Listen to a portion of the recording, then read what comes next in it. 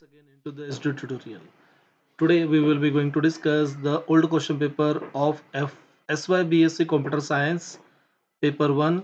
Subject title is Microcontroller Architecture and Programming, semester 3rd.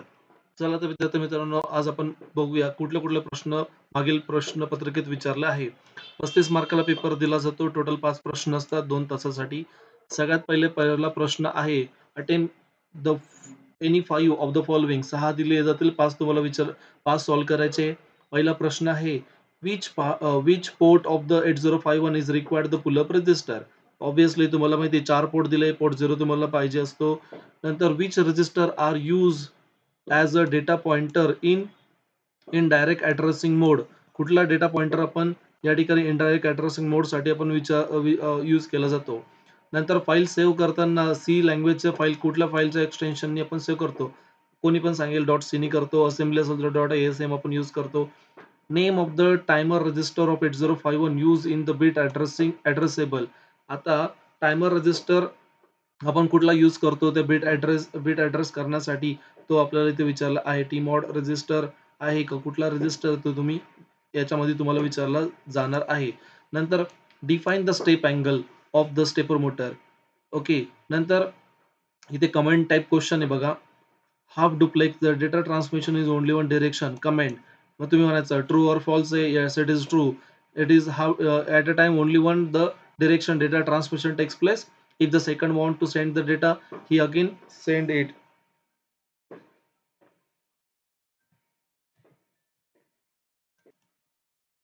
तर आता आपण बघितलं, कमेंट तुम्हाला विचारली आहे. हाफ डुप्लेक्स वरती, फुल डुप्लेक्स वर विचारले जाऊ शकते, सिम्प्लेक्स वरती विचारलं जाऊ शकते, स्टेप अँगल वरती विचारलं जाईल, रोटर किती, स्टार्टर किती, स्टेप अँगल काय, why the current driver is required, असे प्रश्न विचारले जाऊ शकतोय. हे जरा थोडेसे पोर्ट्स वरती आहे तुमचे प्रश्न. नंतर रॅम किती, रॉम किती, पुलअप रजिस्टर किती, इंटरप्ट्स किती, यावरती हे तुम्हाला प्रश्न 1 मार्काला विचारला जाऊ शकतोय. पुढे बघा, draw and explain the interfacing diagram of 16 kilobyte of RAM with 8051 microcontroller. तुम्हाला एक्सटर्नली रॅम ऍक्सेस करायचं अससेल तर तुम्ही त्याची डायग्राम कशी कराल, त्याच्यामध्ये किती डेटा लाईन रिक्वायर्ड असेल, ऍड्रेस लाईन रिक्वायर्ड असेल, हा प्रश्न आपण चॅप्टर नंबर 1 मध्ये पण बघितला होता, जो की आता 5 मार्काला तुम्हाला इथे विचारला गेला आहे. नंतर पुढील काही इन्स्ट्रक्शन दिला जातो, त्याचं मिनिंग विचारला जातो, जसं की क्लिअर ए आहे, एनओपी म्हणजे नो इन्स्ट्रक्शन आहे, rotate right of the accumulator, subtract with the borrow of a with respect to the 05H, नंतर स्वॅप ए, या पद्धतीचे तुम्हाला काय आहे प्रश्न विचारले जातात. यावरती तुम्हाला सेम टाईपचे क्वेश्चन खूप वेळेस बघायला मिळतात. हे 5 मार्काला प्रश्न आहे, म्हणजे तुम्ही या टाईपचे क्वेश्चन केलाच पाहिजे. त्याच्यानंतर पुढे बघा, explain the internal RAM organization. बघा विद्यार्थी मित्रांनो, आता आपल्याला रॅम जी आहे 128 बाईट, बँक्स तुमच्या 4 बँक दिलेल्या असतील, नंतर बिट ॲड्रेसेबल मेमरी आणि स्क्रॅच पॅड मेमरी ह्याचं डिव्हिजन काय आहे तुम्हाला ते या ठिकाणी सांगायचं असेल. 128 बाईटची रॅम आहे. हा 5 मार्काला प्रश्न आहे. डायग्राम 2 मार्काला आणि 3 मार्काला एक्सप्लेनेशन, अशा पद्धतीने मार्काचं डिस्ट्रीब्युशन असतं. त्याच्यानंतर इथे बघा, 8051 मायक्रोकंट्रोलरचा यूज करून स्क्वेअर वेव्ह जनरेट करायची आहे, जिची फ्रिक्वेन्सी तुम्हाला दिली आहे 2500 हर्ट्ज एवढी फ्रिक्वेन्सी तुम्हाला दिलेली आहे. ती पण पिन नंबर 2.7 ला जनरेट झाला पाहिजे. टायमर 1 मोड 2 यूज केला जायला पाहिजे आणि frequency in hertz is 12 megahertz तुम्हाला दिलेले आहे. हा सुद्धा आपण प्रश्न सॉल्व्ह केला आहे. डिस्क्रिप्शन मध्ये तुम्हाला मी याची लिंक देऊन टाकेल, तुम्ही ते बघू शकताय कसा तो सॉल्व्ह करायचा.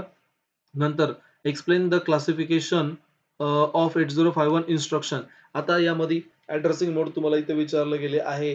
इमिडिएट ॲड्रेसिंग मोड, डायरेक्ट ॲड्रेसिंग मोड, इनडायरेक्ट ॲड्रेसिंग मोड. ओके, ते जे 5 ॲड्रेसिंग मोड आहे तुम्हाला या ठिकाणी तुम्हाला इथे लिहायचे असणार आहे. नंतर विद्यार्थी मित्रांनो इथे बघा, write a C program to the LCD interfacing to display the electronic name. Okay, तुम्हाला एलसीडी वरती प्रोग्रामिंग करायचं आहे, जे की 5 मार्काला तुम्हाला विचारलंय.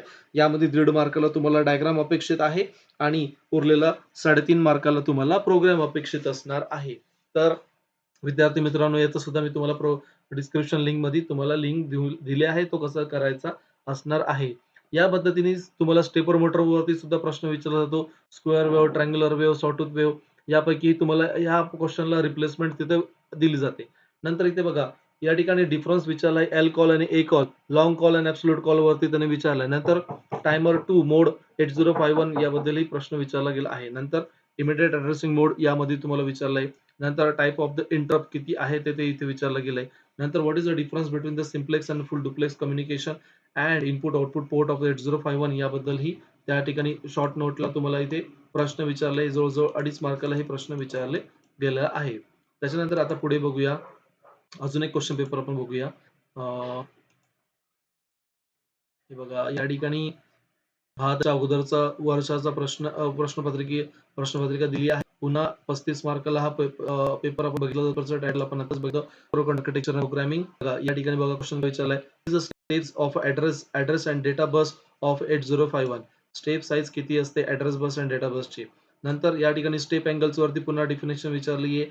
Explain the facial function register use keep track the priority of interrupt. Priority interrupt मध्ये कुठल्या फंक्शन रजिस्टरला पहिले प्रायोरिटी दिली जाते त्याबद्दल त्याने विचारलंय. नंतर ह्या ठिकाणी बघा एलसीडी वरती पुन्हा प्रश्न विचारलाय, कॉन्ट्रास्ट लेवल सेट करण्यासाठी तुम्हाला कुठला पिन विचारले जाते, यूज केले जाते. व्हीई नावाची पिन विचारली जाते. यामध्ये पिन नंबरही विचारला जातो. पिन नंबर 3 आहे का 2 आहे का 1 आहे तुम्हाला ती माहिती पाहिजे. नंतर व्हीई ही पिन आहे. Okay. List two assembler directive of 8051 microcontroller. Assembler directive इक्यूट असेल, ओआरजी असेल, एंड असेल यावरती त्यांनी विचारले बघा. नंतर state and explain role of count C/T in the T mode register. जर इथं 0 असेल it is act as a timer आणि इट इज द 1 असेल तर it is act as a counter in the T mode register. बघा या ठिकाणी एकदम छोटासा ट्रिकी प्रश्न विचारलाय. पुन्हा बघा या ठिकाणी बघा explain the pin function of 8051 याबद्दल विचारलाय. Address latch enable, program store enable, external access, reset, receive the data या 5 पिनांबद्दल त्यांनी विचारलंय. Explain the addressing mode of 8051. या बघा ऍड्रेसिंग मोड वरती पुन्हा प्रश्न विचारलाय. नंतर स्क्वेअर वेव्ह फॉर्मचा खूप आवडतीचा प्रश्न आहे. तो तुम्ही नेहमी केलाच पाहिजे याच्यावरती. नंतर explain the function of the instruction. हे बघा मूव्ह ऍट द हा इनडायरेक्ट ऍड्रेसिंग मोड आहे. तो काय असेल, कॉम्प्लिमेंट ऑफ द बीट असेल, decrement jump if not equal to R2 register to the next, rotate right of the accumulator, subtract with the borrow AB. हे कसे instruction होतात याबद्दलही आपण डिस्कस केलं. हे तुम्हाला एक मार्काला विचारलंय. नंतर बघा draw the block diagram of interfacing of DAC and draw the square triangular waveform विचारलाय. डायग्राम विचारले तुम्हाला 2 मार्काला आणि 3 मार्काला इथे प्रोग्राम विचारलाय. नंतर एक्सप्लेन द 5 फीचर्स ऑफ 8051 तुम्हाला इथे विचारलाय. नंतर या ठिकाणी बघा राईट अ शॉर्ट नोट मध्ये स्टेपर मोटर तुम्हाला विचारली आहे. Okay. Here the lot of topic is given the. या ठिकाणी तुम्ही आता स्क्वेअर वेव्ह वरती तुम्हाला प्रश्न विचारला गेला आहे. तुम्ही आता बघितलं. त्याच्यानंतरून इथे function of the move A @R0 वरती बघा इनडायरेक्ट ऍड्रेसिंग मोड आहे, complement of the bit, decrement jump if not equal to next register. हे कसं इन्स्ट्रक्शन आहे ते, rotate right with the accumulator, subtract with the borrow of A and B हे तुम्हाला विचारलंय. नंतर interfacing diagram with the DAC and write down the program of a triangular waveform. Triangular, sawtooth किंवा square कुठलाही programme विचारला जाऊ शकतो. Feature of 8051 RAM, ROM, रिम किती आहे, त्याच्यामध्ये टायमर किती, इंटरप्ट किती हे तुम्हाला विचारलं. हे 5 मार्कला ते 5 पॉईंट तुम्हाला दिलायचे. नंतर right a short note on the stepper motor. What is how many banks in the 8051.